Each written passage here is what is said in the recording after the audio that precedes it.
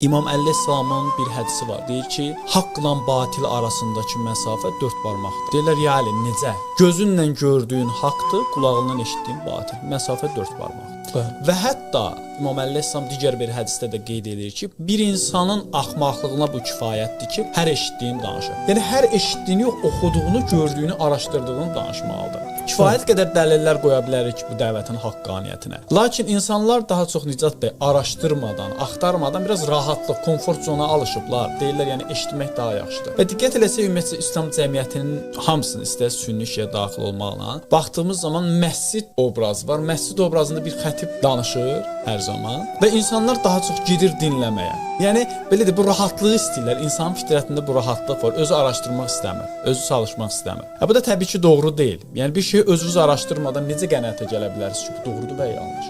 Və əksəriyyəti də anadan gəlmə, yəni doğuşdan